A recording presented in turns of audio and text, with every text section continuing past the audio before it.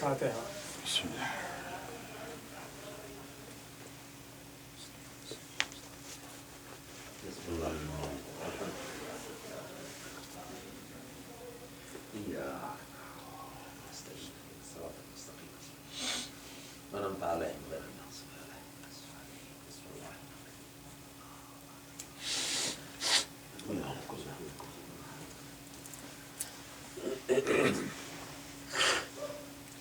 لا حول ولا قوة إلا بالله العلي العظيم.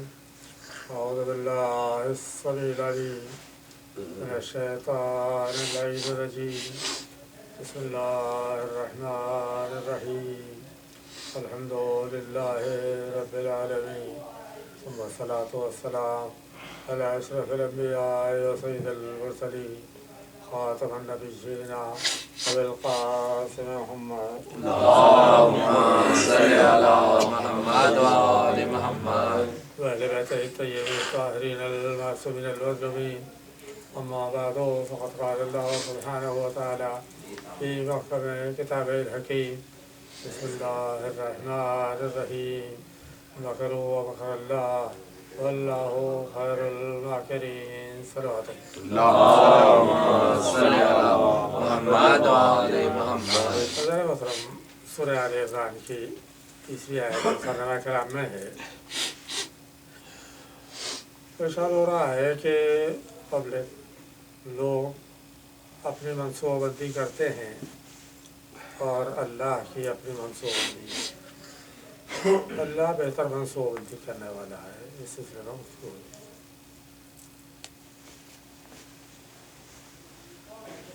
کل جناب ابراہیم کا سفر رہا تھا کہ نمرود کی منصوبہ بندی کیا ہے اور کتنے دن سے چل رہی ہے.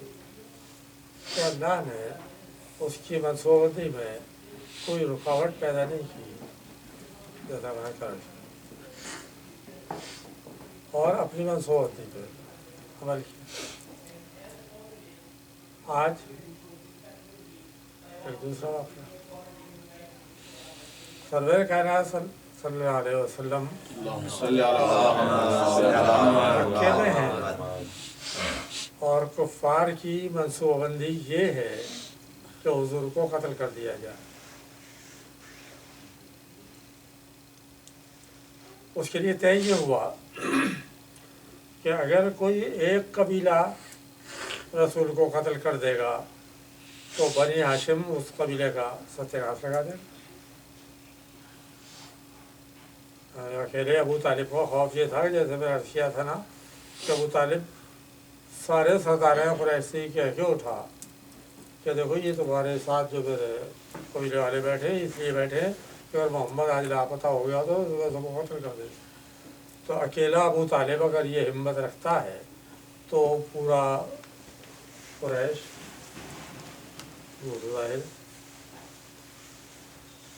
تو اس لیے طے یہ ہوا کہ قریش عرب کے جتنے بھی قبائل ہیں وہ سب اپنا اپنا ایک نمائندہ بھیجیں اور سب مل کے رسول کو قتل کریں تو ابو طالب کس سے بدلہ لے گا. یہ پروگرام جب یہ پروگرام بن رہا تھا تو وہ اللہ جو رسول کو معراج پہ لے جا سکتا ہے وہ مکے سے اٹھا کے مدینے نہیں لے جا سکتا تھا. لے جا اور کتنی دیر میں لے گیا معراج پہ جو زنجیریں در ہل رہی ہے اور بستر گھر میں تو مدینہ تو کوئی مسئلہ ہی نہیں تھا. اگر رسول کو اس طرح اللہ لے جاتا تو پھر ان کے دل میں یہ تمنا رہ جاتی کہ اگر ایسا نہ ہوا ہوتا تو آج ہم قتل کر دیتے. زیادہ پلاننگ ہوتی رہی. چنانچہ مقرر وقت پہ لوگوں نے آگے رسول کے گھر کا محاصرہ کر لیا. رسول نے امیر المومنین کو بلایا اور کہا یا علی آج تم میرے بستر پہ سو جانا. ٹھیک بتا دیا کہ اس لیے سلا رہا ہوں. کیا رسول اللہ آپ کی جان محفوظ ہوگی کہ ہاں بالکل محفوظ. सो देखिए, जो लोग सैर खीरी के आदी हैं कि जल्दी उठते हैं, मसलन कोई तहज्जुद उठ जाता है, तो वो जिस वक्त उठेगा उसकी आँख खुल जाएगी, यानी वैसे ही आदत हो जाएगी उसे कि वो इसके बाद वो सोना भी चाहे नहीं जाएगी। तो मौलाए कायनात जो 1000 वक़्त नमाज तकबीरत एहराम की जहाँ से आवाज़ें आया करती थी, तो रात भर ही जागते थे। लेकिन फरमाते हैं कि जितनी मीठी नींद मुझे शब हिजरत आई है, ऐसी नींद मुझको जितनी आई।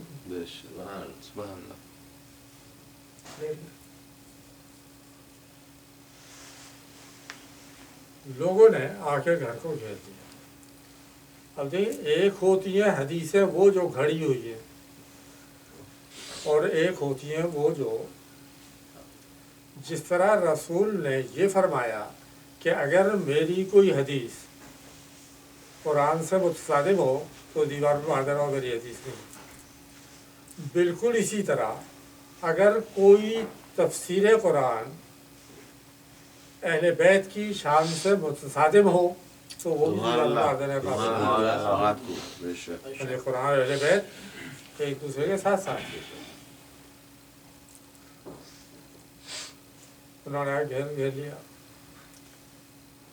रसूल ने इशा की नमाज के बाद खुतबा दिया कि सुनो, अब तुम लोग घर जाओ और फजर की अजान से पहले कोई घर से बाहर ना निकले।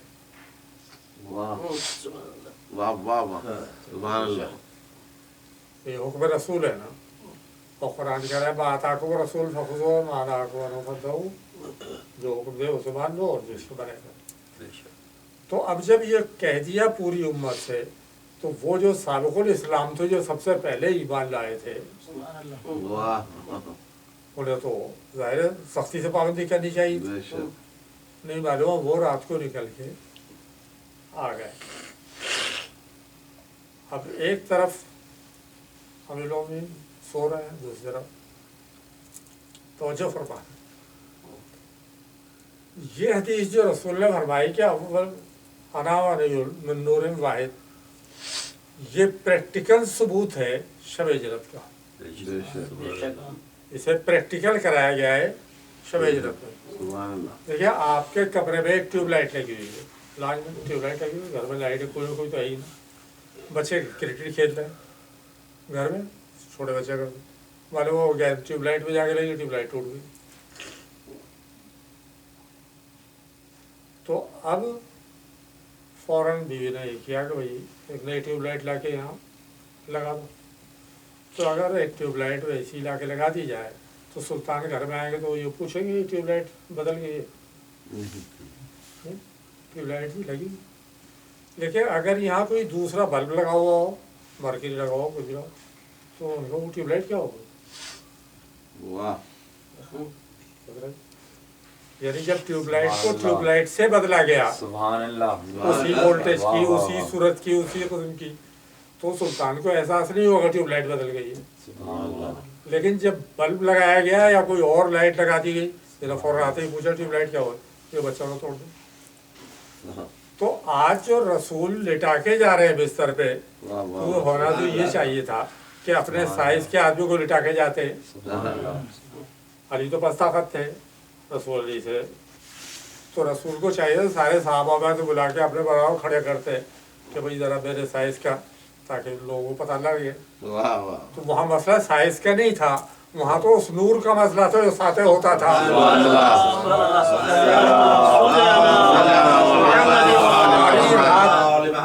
20 आदमी लिखे, 22 आदमी लिखे, 25 आदमी, लेकिन बहरहाल 20 आदमी से कम नहीं थे सारे कबाइल के नुमाइंदे। वो झाँक झाँक के देख रहे हैं रसूल लेटा हुआ, यकीन है रसूल लेटा। और फरमाया आपने, अब रसूल निकले तो वैसे ही अल्लाह भी इन्हें अंधा कर देता, लेकिन नहीं, रसूल को हुक्म हुआ कि तुम थोड़ी सी मिट्टी उठा के और इनकी तरफ फेंक दो। اور پھر چلے جاؤ۔ رسول نے مٹی پھینکی اور چلے گئے۔ والے والی یہ مٹی کاہے کے لیے پھینکوائی تھی رسول سے؟ تو شاید جواب یہی آئے کہ میں رسول کو مطمئن کرنا چاہ رہا تھا، مٹی کو عربی میں کہتے ہیں تراب، کہ جب یہ ایک مٹھی تراب ان سب کو اندھا کر دیتی ہے تو یہود رب کو کچھ نہیں بگاڑ پائیں گے۔ محمد وعلی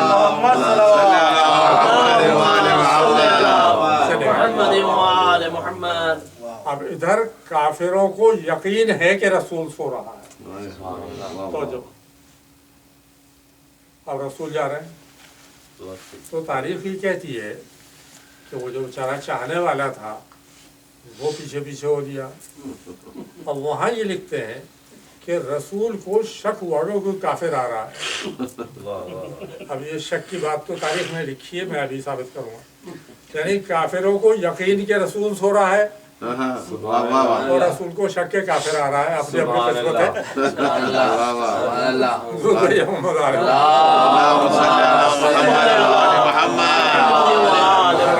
یہ شک اس لیے کہا گیا تاریخ میں تاکہ کل کو اگر کوئی رسالت میں شک کرے تو انہوں نے کہا نہیں کوئی ایسی بات نہیں، رسول کو شک ہو گیا تھا، حالانکہ وہ تو بڑا گہرا دوست تھا، وہ شک ہو گیا تھا۔ دوسری حدیث صحیح بخاری میں یہ ہے کہ ایک دفعہ رسول نماز پڑھ رہے تھے اور نماز سے جب سلام پھیرا فارغ ہوئے تو بیٹھے بیٹھے، اب ظاہر رسول تو امامت کر رہے ہیں نا اور پیچھے اور لوگ ہیں، آپ نے وہیں سے کہا کہ دیکھو نماز کے حالت میں اپنی صفحہ صحیح رکھا کرو۔ اور یہ حدیث جو ہے یہ بھی وہ موصوف صدیق اکبر سے ہی ہے کیونکہ وہی پیچھے کھڑے تھے۔ تو کسی نے کہا یا رسول اللہ آپ تو آگے کھڑے تھے، صفحہ تو پیچھے بندی ہوئی تھی، آپ کو کیا پتا صفحہ ٹیڑھی ہو گئی؟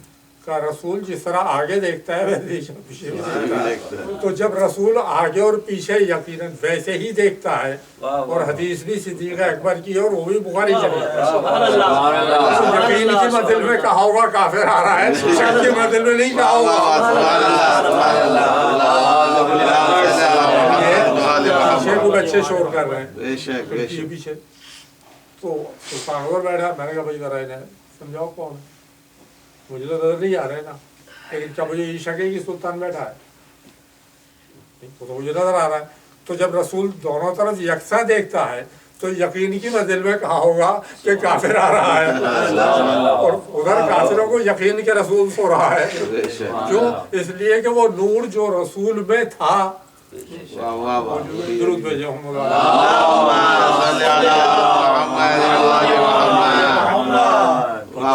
سبحان اللہ۔ پلٹ کے دیکھا تو پوچھا تم کیسے آ گئے؟ کیا مجھے تشویش ہوئی کہ آپ نے یہ حکم کیوں دے دیا، آپ کو تشویش کی کیا ضرورت تھی، رسول کا حکم آپ کو مان لینا چاہیے، سبحان اللہ۔ آپ کیوں پریشان؟ رسول نے ساتھ لے لیا۔ مقصد ان کا یہ تھا کہ ٹو لگائی جائے، تھوڑی دیر دیکھے کون سے راستے پہ جا رہے ہیں، اور پھر جا کے وہ جو محاصرہ کیا کھڑے ہیں ان سے کہہ دیا جائے کہ صاحب وہ تو چلے گئے، وہ فراتر اس طرف گئے۔ رسول نے ساتھ لے لیا، جاؤ آ گئے ہو تو ساتھ ہی، اور غار ثور میں پہنچ گیا۔ وہاں پر صبح ہوئی، امیر اٹھے باہر نکلے، اب کافر نے دیکھا ہے تو علی ہے، رسول تو نہیں۔ پوچھا محبت کہاں؟ کہا کیا میرے حوالے کر کے گئے تھے؟ یہ اپنا سے وہ لے کے رہ گئے۔ اب رسول کی تلاش میں نکلی، یار غار آپ نے سنا ہوگا نا، یار غار جو غار میں ساتھ، اور قرآن کا میں نے عرض کیا نا کہ اس کی ترتیب بدلی گئی اور اس کے تفسیریں جو کی گئی ہیں انہوں نے زیادہ ستیانات لگایا، اور تفسیریں وہ کی گئی جو ان کے اپنے مطلب کی تھی۔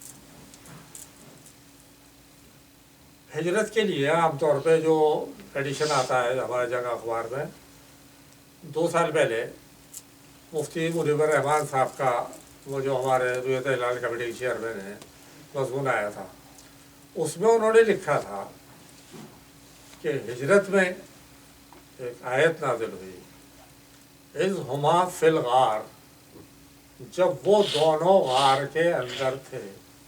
ہما دو تصریح کا سیغہ، ہم نہیں ہما فی الغار. اذ قال لصاحبہ لا تحزن ان اللہ معنا، مت ڈرو اللہ ہم دونوں کے ساتھ ہے. تو حضور جب اللہ دونوں کے ساتھ ہے، جیسا رسول کے ساتھ ہے ویسے اس کے بھی ساتھ ہے. تو انہوں نے لکھا تھا کہ بعض بدبخت وہ ہیں کہ اس آیت کی موجودگی میں بھی اس شخص کو برا کہتے ہیں. بات تو معقول ہے، بات معقول نہیں ہے، بات انتہائی نامعقول ہے. واہ بے شک. آپ نے تحزن کا ترجمہ کیا ہے مت ڈرو. تحزن حزن سے نکلا ہے، پچھتاوا، ملال. بات موسیٰ سے کہا جا رہا ہے وہ ہیرا ام موسیٰ القی فی الیم میں، اس بچے کو دودھ پلا کے بکسے بند کر پانی میں ڈال. ولا تخافی ولا تحزنی، ڈرنا بھی مت اور پچھتانا بھی مت. تو عربی میں ڈر کو کہتے ہیں خوف. واہ لفظ خوف نہیں ہے. لا تحزن، پچھتاؤ مت. اس کا مطلب یہ ہے رونے والا اس وقت نہیں رویا تھا جب لوگ غار کے اوپر آ گئے تھے، وہ اس وقت رویا ہے جب یہ واپس جا رہے ہیں تاکہ یہ واپس آ جائے میری آواز سن لیں. تو جو اللہ مکڑی کا جالا بن سکتا ہے، جو وہاں کچرا پھینک سکتا ہے، وہ ظاہر ہے تیری آواز کو بھی روک سکتا ہے. نہیں، تیری اپنی پلاننگ ہے، تو رو لے. واہ واہ واہ سبحان اللہ، بہت خوب سبحان اللہ. رسول نے بلکہ اللہ نے اور نمک کو چھڑکا اس کے زخموں کا. لا تحزن، تو مت پچھتا. پچھتا رہا ہے تو اس بات پہ کہ میں یہاں بچ گیا ہوں. ان اللہ مانا، اللہ میرے بھی ساتھ ہے، اس کے بھی ساتھ ہے. جس کے یقین ہے کہ وہ مر گیا ہوگا، وہ بھی زندہ ہے، میں بھی زندہ ہوں.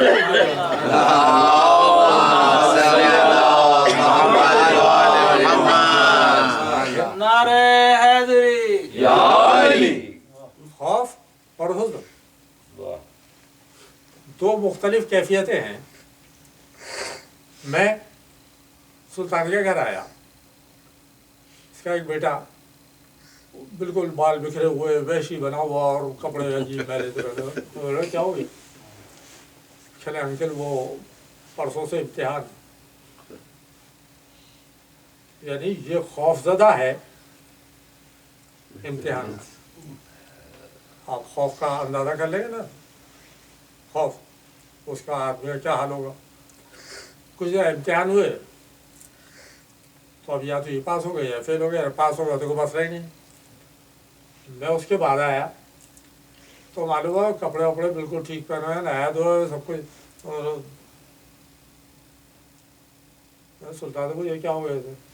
چلے کیا ہوتا تھا بھائی، بہت سمجھا دے، پڑھتا تھا نہیں، فیل ہو گیا. اب یہ وحشی نہیں بنا ہوا، بالکل ٹھیک ٹھاک ہے. اب یہ پچھتا رہا ہے کہ کاش میرے باپ کی مان لی ہوتی اور پڑھ لیا ہوتا تو یہ دن نہ دیکھنے پڑتے. یعنی حزن اور چیز ہوتی ہے. سبحان اللہ.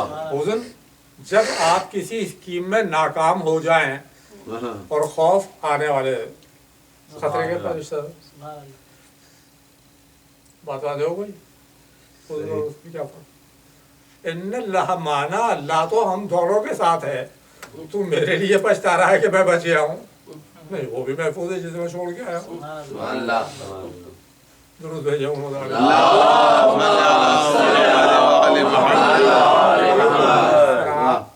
اس کی تفسیریں کی ہیں جس میں ان کے ممدوح کا وہ نکلتا ہو.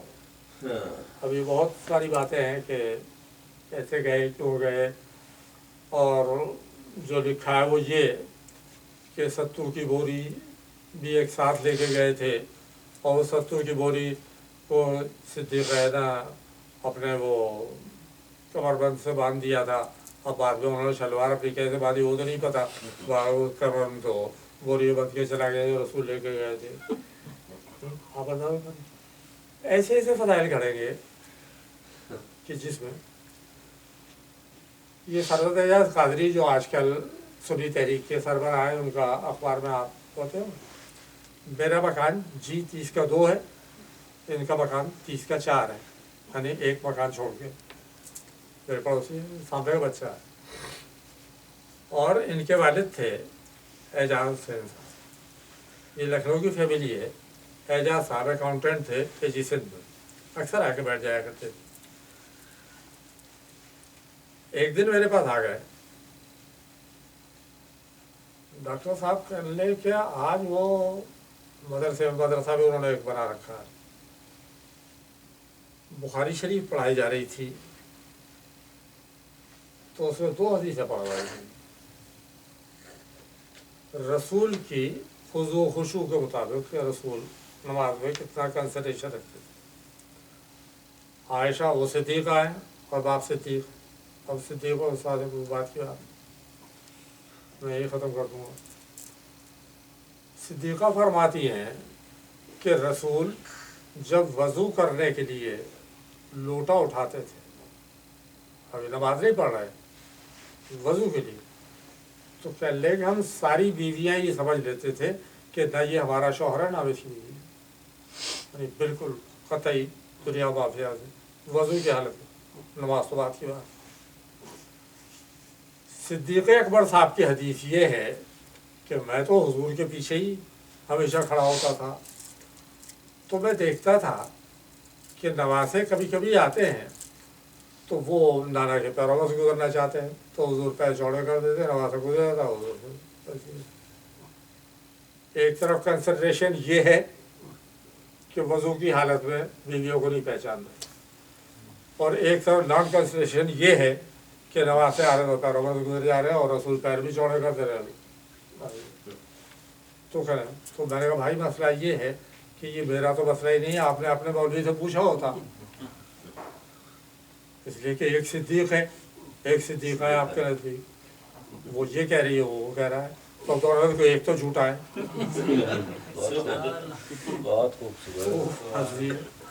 ऐसा मसला ऐसा नहीं है। मैंने कहा हम लोग तो उनमें से हैं कि जिनके मौला अगर आपका कोई बंदा परेशान होता था वह चले जाते थे तो मौला उसका मसला हल कर दिया करते थे, और वो फिर एहतराम भी करता था कि आज ये ना होता तो मैं हलाक हो जाता। तो मैंने कहा चलिए आप क्योंकि परेशान हैं लिहाजा मैं आपको मसला हल किया। मेरा खान साहब फ़र्क है यही उम्मत में और अहले बैत में कि उम्मत वज़ू के वक्त ही रसूल से अलग हो जाती है, अहले बैत नमाज में भी रसूल के साथ रहते हैं। मैंने कहा आपने वो हदीस नहीं पढ़ी कि हुसैन के घर पे जाके बैठ गए और 72 मरतबा रसूल ने सुभान रब्बिल आला कहा, लोग सज्जा तोड़ तोड़ के ऊपर देखते रहे क्या हो गया।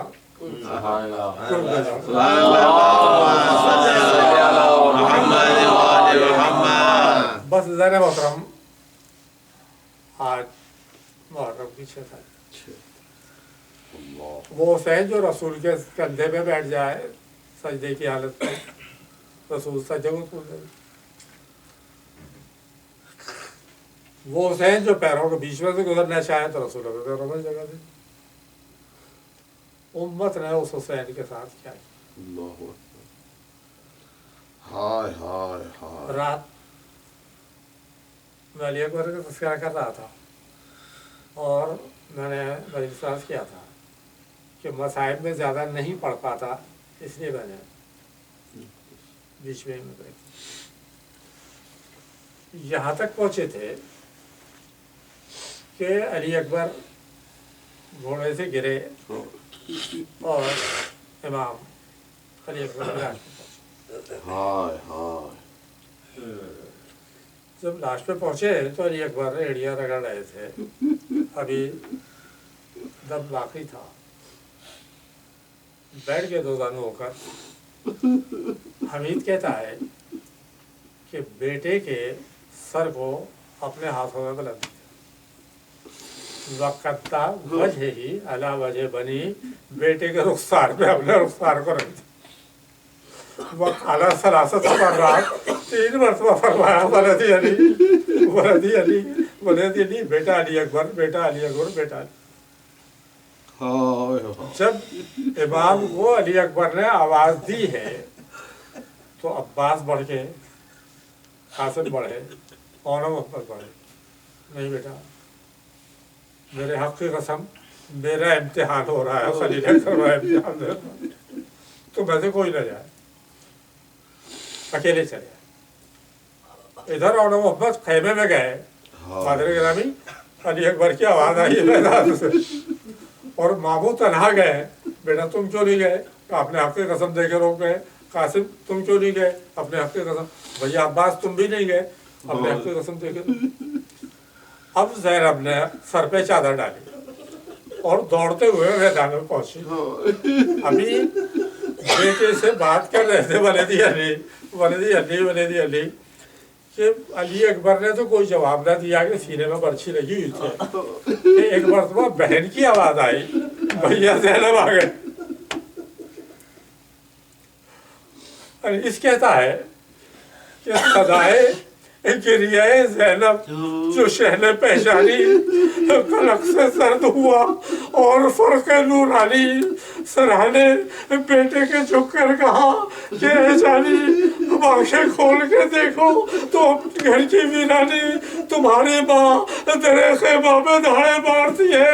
अरे उठो उठो अली अकबर, फूफी पुकार,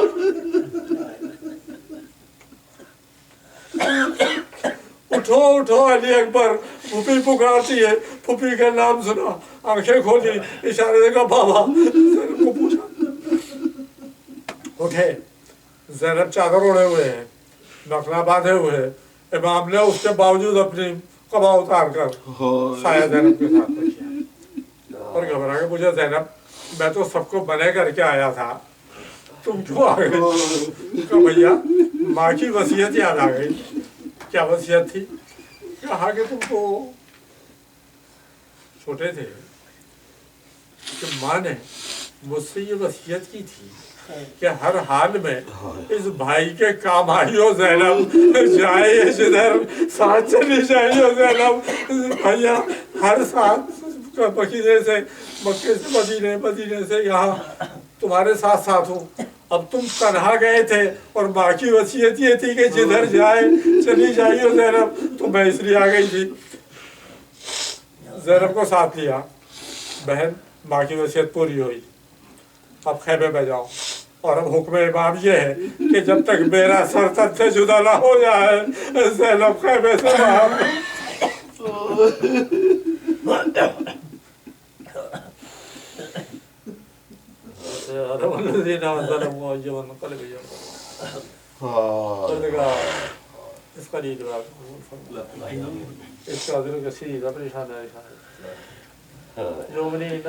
मसरूफ है उनके मकाम से भी नहीं दे दिया, परेशान हमें को परेशान को ताजील